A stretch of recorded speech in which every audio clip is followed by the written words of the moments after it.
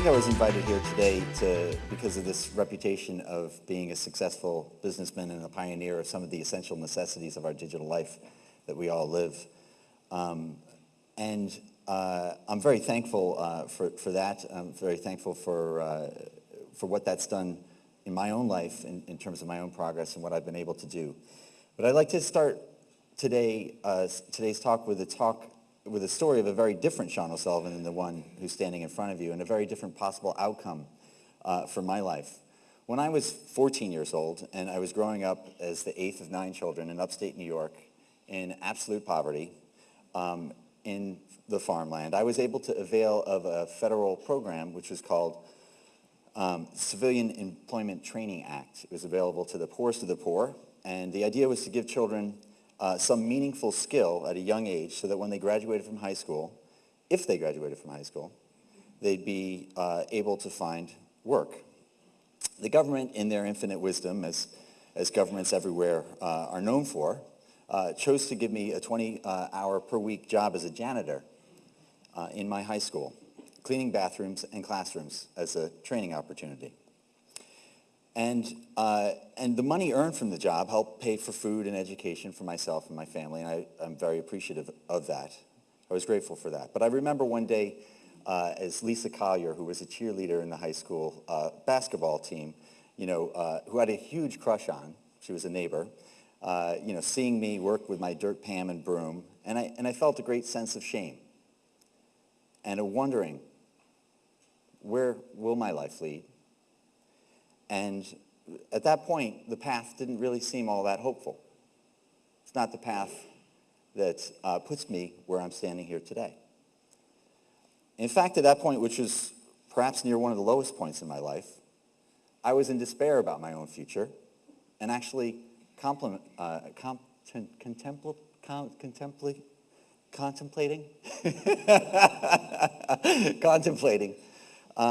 ending my own life, as teenagers are sometimes prone to do, and as, in fact, in this country, we're at epic numbers of our own people. 900 people this year in Ireland, are nearly 2.5 people per day are choosing that option. So there was a school tour one day to go to the courthouse of our county and see the trappings of the judiciary system, and I went. And incidentally, as the tour was leaving the building, the class dropped by for a moment in the offices of the Central Data Processing Department. And it was there, for some reason, my life began to open up. I had heard of computers. I'd even tried to play with computers. There was a village about 13 miles away, a larger town, that had a Radio Shack, and there was a TRS-80 computer there. But I was amazed that only a 2.5-mile walk from my house, there was a computer. And it's a long story, and it took me a month or so to convince the government people that I could provide a better training opportunity for myself by working as a volunteer at the Central Data Processing Agency, changing magnetic tapes and printing tax bills, and that was a better training outcome than pushing a broom. So one day I walked into the Central Data Processing office and asked for the manager and told him that if he would let me work there, that I'd arrange to get myself paid and that it would be legal. And thankfully that man, Stan France, saw something in me and agreed to give me a shot. Now, if this was a movie, I'd end up with a girl. But it didn't work out that way. Lisa Collier, nope, no chance with a cheerleader or any other girl for the next dozen years of my life. I was too big of a dweeb and nerd to end up that way. But when I stepped out of my comfort zone and I opened myself to the possibilities, going from that cold, hard, and ugly dead-end box that was what my life was thought to be at that time, and reached out, there was a hand and a heart on the other side that reached back in the hands of Stan France and other people that opened up opportunities for me. In fact, that's the way it always is in life, if you think about it, if you think about what you yourselves are going through. When you reach out, you find yourself very often with other people reaching back to you. So that has opened up possibilities for my life that have not stopped. And I've continuously reached out across towns, across states, across oceans, and the world ever since. And that's what I'd like to talk to you about today, about an open Ireland, a strong and capable Ireland that takes advantage of its talents and strengths to get out of the current economic mess we are in and positions itself for an immediate and continuous rise back into a position of quiet and confident leadership and a path towards inclusion and development, rather than the closed-off world of suicidal despair that so many of us are choosing under the current path. No man is an island, and in this sense, Ireland is not an island either. We are globally interdependent, and that has been a strength of Ireland over the years rather than a weakness. There are 4.2 million Irish in the Republic and 100 million Irish beyond our borders, scattered throughout every country in the world.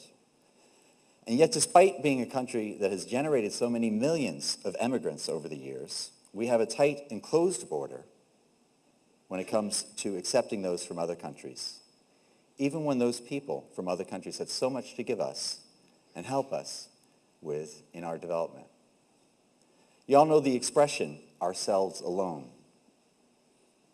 In the world we live, that's a path for economic disaster that has continuously put Ireland back by decades every single time we've tried it, and we've tried it a lot in our history. And when we've opened ourselves up, we've been rewarded with growth, jobs, economic development, and prosperity. I have a new slide. I'm just going to change this slide, just so you think I've prepared some slides. So here's a nice quote from Charles Darwin. It's not the strongest of the species that survive, nor the most intelligent, but the one most responsive to change. It's not the strongest that survive, but the one most responsive to change. So I'm going to suggest 3 actions of change for Ireland today to reinvent Ireland, to become the Silicon Valley of Europe. And that's what I am apt to do. So you never change things. Here's another quote from Buckminster Fuller. You never change things by fighting the existing reality. To change something, build a new model that makes the existing model obsolete.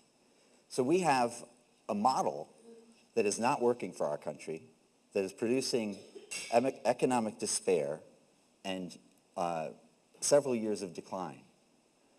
We can change that, and we will change that, one way or another.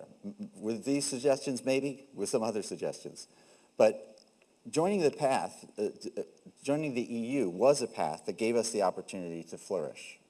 Opening ourselves up, in particular with our special relationship to the United States as a partner country in our economic development, has landed us in the enviable position of being the European and regional headquarters of every major technology, from Google and Microsoft and Intel and Apple and EMC and Facebook and Twitter, and the list goes on.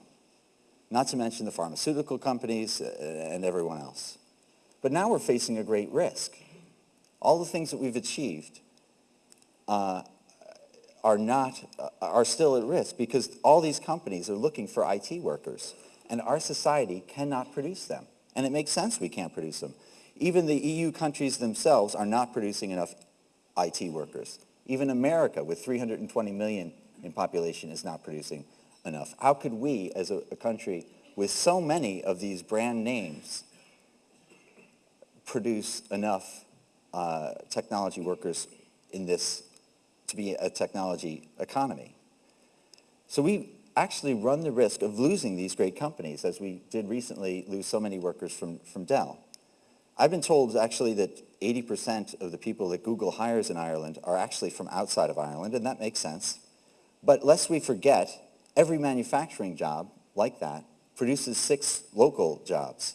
So even if we're importing high-tech workers, we're actually creating jobs for our society in that when we can't produce, or when our education system cannot produce these people ourselves.